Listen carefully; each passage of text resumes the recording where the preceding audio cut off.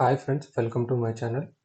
మనం ముందు వీడియో చూసుకుంటే ఎయిర్ ఫోర్స్ నుంచి గ్రూప్ సి పోస్టులకు ఒక నోటిఫికేషన్ అయితే ఇవ్వడం జరిగింది. ఆ నోటిఫికేషన్ మీద మనం ఒకసారి detail important points and application ఒకసారి మనం ఈ వీడియోలో డీటెయిల్గా అయితే మనం చూద్దాం.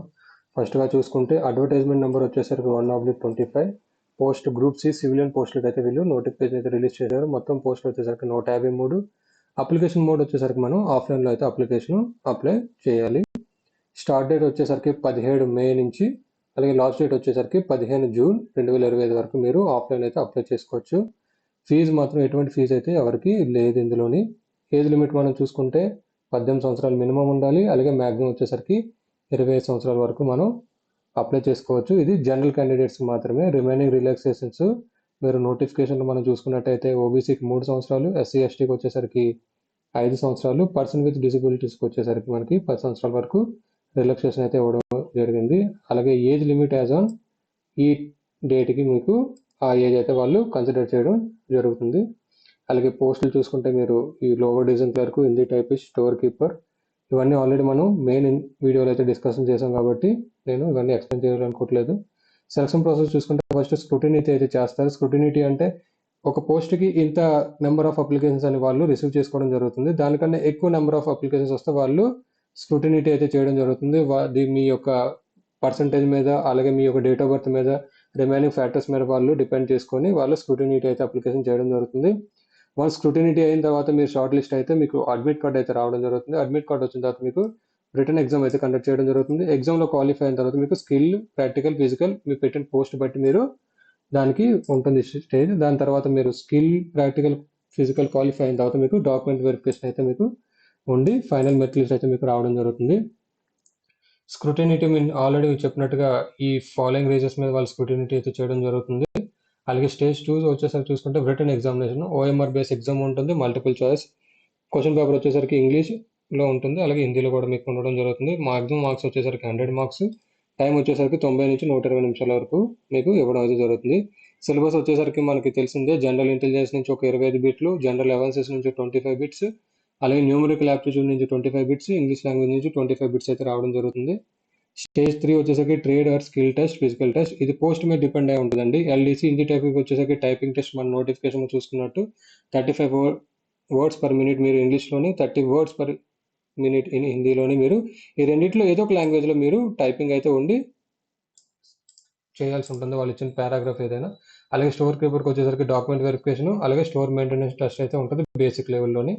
డ్రైవింగ్ వచ్చేసరికి డ్రైవింగ్ టెస్ట్ ఖచ్చితంగా ఉంటుంది. Knowledge of traffic rules, cooking వచ్చేసరికి కుకింగ్, పెయింటర్ వచ్చేసరికి, కార్పెంటర్ వచ్చేసరికి ఎవరైతే ఐటీ చేసి ఉన్నారో వాళ్ళకి ట్రేడ్ ప్రాక్టికల్ అయితే వాళ్ళు ఐటీలో కూడా చేయడం జరుగుతుంది. దాని మీద డిపెండ్ అయ్యి వీళ్ళు ప్రాక్టికల్ టెస్ట్ అయితే కండక్ట్ చేస్తారు. Remaining MTS, HKS, laundrymen, mess staff వచ్చేసరికి physical test for work proficiency check కూడా మీకు చేయడం జరుగుతుంది. అలాగే స్టేజ్ 4 డాక్యుమెంట్ వెరిఫికేషన్. డాక్యుమెంట్ వెరిఫికేషన్లో మీకు తెలిసిందే, మీ ఒరిజినల్ సర్టిఫికేట్స్, అలాగే ఏజ్, క్యాస్ట్, ఎన్ఓసి. మీరు ఇన్ కేసు గవర్నమెంట్ ఎంప్లాయ్ అయితే మీకు ఎన్ఓసి అయితే ఖచ్చితంగా ప్రొడ్యూస్ చేయాల్సి ఉంటుంది. ఎంప్లాయ్మెంట్ ఎక్స్చేంజ్ రిజిస్ట్రేషన్ మీకు మీ దగ్గర ఉండి రిజిస్ట్రేషన్ చేసుకుంటే మీరు అది కూడా ప్రొడ్యూస్ చేయొచ్చు. అలాగే ఐడెంటిటీ ప్రూఫ్, ఆధార్ కార్డు కానీ, పాన్ కార్డు కానీ, ఓటర్ ఐడి కానీ మీరు ప్రొడ్యూస్ చేయాల్సి ఉంటుంది. ఫైనల్ సెలక్షన్ వచ్చేసరికి మీకు ఫైనల్ మెరిట్ మీద డిపెండ్ అయి ఉంటుంది. ఎవరికైతే రిటర్న్లో హైయెస్ట్ మార్క్స్ వచ్చాయో వాళ్ళకైతే వాళ్ళు మెరిట్లో అయితే ఇవ్వడం జరుగుతుంది posting. Skill test only qualifying nature మాత్రమే. మీరు ఎంత స్కిల్లో ఎంత 100 to 100 ఇచ్చినా కూడా రిటర్న్లో మాత్రం తక్కువ మార్క్స్ వస్తే వాళ్ళు మెరిట్ అయితే మీకు ఇవ్వడం జరగదు. పోస్టింగ్ వచ్చేసరికి మీరు ఎక్కడైతే రెస్పెక్టివ్ కమాండ్స్ అయితే పెట్టుకున్నారో ఆన్లైన్, ఇక్కడ మా అప్లికేషన్లో చూసుకుంటే ఎక్కడైతే మీరు రెస్పెక్టివ్ కమాండ్ పెట్టుకున్నారో, ఇక్కడ వెస్ట్ బెంగాల్ కానీ, తేజ్పూర్ కానీ, అంబాలా క్యాంట్ హర్యానా కానీ, లేదా ఢిల్లీ కానీ, ఏ పోస్ట్కి అయితే ఏ యూనిట్ దగ్గర పెట్టుకున్నారో మీకు ప్రజెంట్ అయితే పోస్టింగ్ అక్కడే ఇవ్వడం జరుగుతుంది. వేరే ఎక్కడ అయితే పోస్టింగ్ మీకు ఇవ్వడం జరగదు. ఇది ఒకటి మీరు గుర్తుపెట్టుకోగలరు. తర్వాత కీ పాయింట్స్ చూసుకుంటే ఎటువంటి అప్లికేషన్ ఫీజు అయితే లేదు. ఎస్సీ ఎస్టీ ఎటువంటి ఫీజు అయితే దీనికి లేదు. అడ్మిట్ కార్డ్ వచ్చేసరికి మీకు మీ రిజిస్టర్డ్ ఈమెయిల్ ద్వారా కానీ, లేదంటే బై పోస్ట్ ద్వారా కానీ మీకు రావడం అయితే జరుగుతుంది. అయితే అప్లై చేయడానికి మీకు కావాల్సిన డాక్యుమెంట్ వచ్చేసరికి ఎడ్యుకేషనల్ క్వాలిఫికేషన్, అది మీకు 10th మీద పెడితే 10th క్లాస్ మీద, ఐటీఐ మీద అయితే ఐటీఐ మీద, దానికి సంబంధించిన ఏమైనా ఎక్స్పీరియన్స్ సర్టిఫికేట్స్ ఉంటే ఎక్స్పీరియన్స్ సర్టిఫికేట్స్, అలాగే date of birth certificate, date of birth లేకపోతే మీకు మెట్రికులేషన్ సర్టిఫికేట్ కూడా వాళ్ళు డేట్ ఆఫ్ బర్త్ కింద వ్యాలిడేట్ అయితే చేస్తారు. అలాగే Aadhaar card certificate, caste certificate. In case మీరు ఓబీసీ కానీ, ఎస్సీ ఎస్టీ కానీ అయితే మీరు క్యాస్ట్ సర్టిఫికేట్ పెడితే మీకు రిజర్వేషన్ అయితే కన్సిడర్ చేయడం జరుగుతుంది. అలాగే character certificate issued by sarpanch gazetted officer, అలాగే రెసిడెన్షియల్ సర్టిఫికేట్, ఎక్స్పీరియన్స్ సర్టిఫికేట్ ఉంటాయి అది. తర్వాత 2 self addressed extra envelopes 2 extra మీరు మీ అడ్రస్ రాసి దాని మీద ₹10 స్టాంప్ అయితే అంటించి మీరు పోస్ట్లో పంపించాల్సి ఉంటుంది అప్లికేషన్తో పాటు.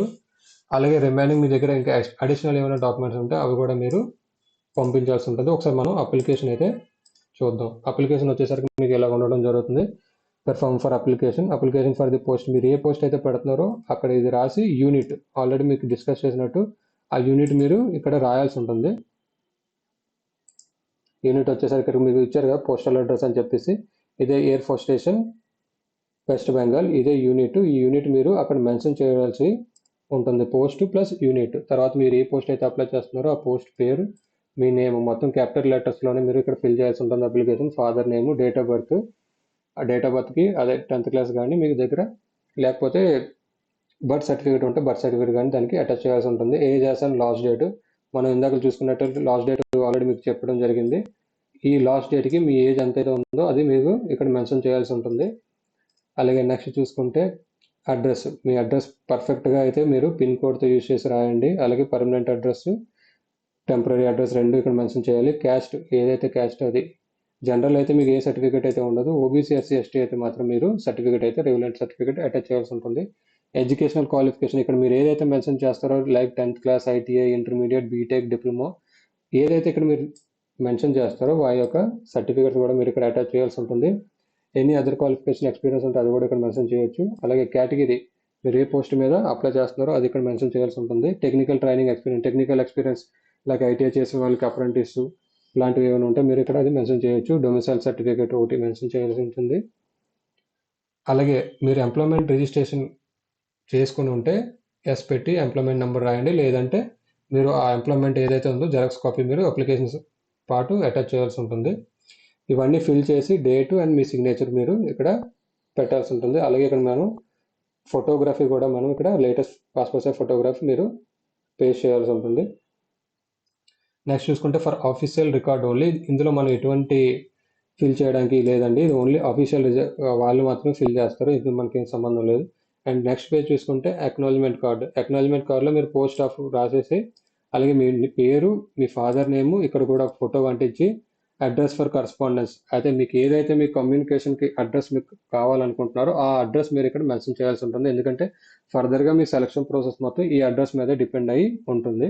ఇక్కడ వరకే అండి మీ ప్రాసెస్. మళ్ళీ ఇక్కడ 4లో ఇండెక్స్ నెంబరు అలాగే వెన్యూ ఆఫ్ రిటర్న్ టెస్ట్ అయితే వాళ్ళు ఇక్కడ మీకు మెన్షన్ చేసి మీకు ఇదే అడ్మిట్ కార్డు కింద వాళ్ళు పంపించడం అయితే జరుగుతుంది. సో మీ ఇక్కడ పోస్ట్ ఆఫ్ దగ్గర నుంచి మీరు వెన్యూ వరకు కాకుండా ఓన్లీ పిన్ కోడ్ వరకు మాత్రమే మీరు ఇక్కడ ఎంటర్ చేయండి.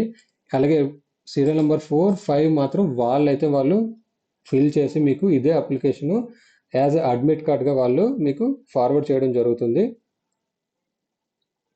సో ఇది Indian air force application form, application procedure. ఇందులో ఎవరికైనా ఏమైనా డౌట్స్ ఉంటే ఖచ్చితంగా కామెంట్ చేసి మీరు అడగొచ్చు, నేను వెంటనే మీకు రిప్లై అయితే ఇవ్వడం జరుగుతుంది. ఇది ఇండియన్ ఎయిర్ ఫోర్స్ సంబంధించిన వీడియో. ఈ వీడియో మీకు నచ్చినట్టయితే లైక్ చేసి షేర్ చేయండి. అలాగే నా ఛానల్ ఇంకా సబ్స్క్రైబ్ చేసుకోకపోతే సబ్స్క్రైబ్ చేసుకోండి.